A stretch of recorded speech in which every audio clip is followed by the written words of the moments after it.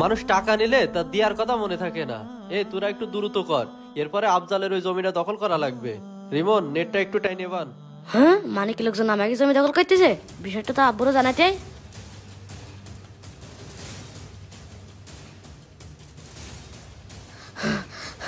আব্বা আব্বা আব্বা, ও মানে কি লোকজন আমাকে জমি দখল করতে এসেছে। চল দিন মনি। ও ভাই, তোমরা আমার জমিতে কুটু কাটা মারতে চাও কেন? আজকের পর থেকে জমি মানিকের। মানিকের মানে? এ জমি তো আমার, সকালবেলা আমি ধান লাগাই তুই গেছি। টাকা নিলি তা দেওয়ার কথা মনে ছিল না? ভাই টাকা নিলাম, টাকাটা আমার একটা কাজে আটকে গেছে, আমার কিছুদিন সময় দেন, আমি দিয়ে দিবানে। ভালো মুখে বলতেছি এখান থেকে চলে যা, নাইলে এই জমিতেই বলো তোর কবর হবে। মনি তাহলে চল মানিকের কাছে যাই। এবার ওই পাশে চল, ওই পাশেও নেট দেওয়া লাগবে। মানিক ভাই আপনার ছেলে পেলে আমার জমি দখল করে নিচ্ছে ভাই। তোর জমি দখল করবে না? টাকা নেওয়ার সময় তোর সাথে কি কথাবার্তা ছিল? ভাই আমি সবকিছু বুঝতে পারছি, আমার টাকাটা একটা কাজে ঠিক আছে, আমার আর কিছুদিন সময় দেন, লাভে সুদে সব টাকা আপনারাই দিয়ে দিবানে। তোর কোনো সময় হবে না, সামনে থেকে সর। ভাই আমার আর 2টা মাস সময় দেন ভাই, ওই জমিটুকু ছাড়া আমার আর কিছু নেই ভাই। কথা বলি তোর কানে যায় না, সর এখান থেকে।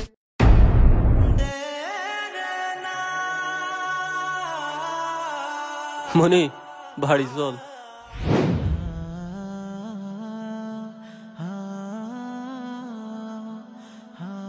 বড় ভাই কিছু শুনেছেন? কি হয়েছে? ইমাম সাহেব আপনার সুদের বিরুদ্ধে কথা বলেছে। কি? ইমামের এত বড় সাহস আমার বিরুদ্ধে কথা বলেছে? তুই এখনই ছেলেবিলি নিয়ে উঠাই নিয়ে যা। আচ্ছা ঠিক আছে বড় ভাই।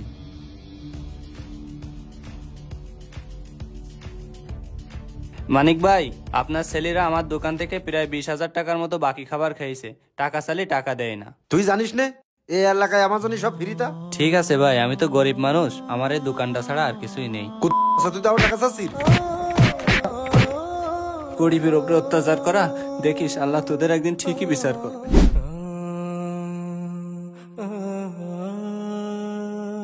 আসসালামু আলাইকুম। আপনি আমার কিসের জন্য টাকা নিয়ে আসছেন ভাই? তোর কিসের জন্য ডাকিছি তুই বুঝতে পারতেছিস নি? তুই আমার ব্যবসার বিরুদ্ধে কথা বলেছিস। আমি তো আপনার ব্যবসা নিয়ে কোনো কথা বলিনি, আমি তো কোরআন হাদিসের আলোকেই কথা বলেছি। কোরআন হাদিস তুই আমার শিখুছিস? কোরআন হাদিস শিখুছিস তুই আমার? তুই ধুরিতে আইছিস আমাদের এখানে ইমামতি করতে, ভালোভাবে ইমামতি কর। আর যদি কোনোদিন তুই সুদের বিরুদ্ধে কথা বলিস তাহলে কিন্তু তোর ঘুম করে দেবো। যা সর। বাবা, ওই রহিম ব্যাপক সমস্যা করতেছে, ওর কি দুনিয়া থেকে সরাই দেবো? ছেলিবিলি নিয়ে ও ঠ্যাং ঠ্যাং ভেঙে দিবি। আচ্ছা ঠিক আছে, তোরা চল।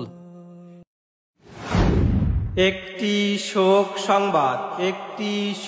সংবাদ, উত্তরপাড়া নিবাসীর মোহাম্মদ মানিক মিয়া ইন্তেকাল করেছেন। ইন্না লিল্লাহি ওয়া ইন্না ইলাইহি রাজিউন।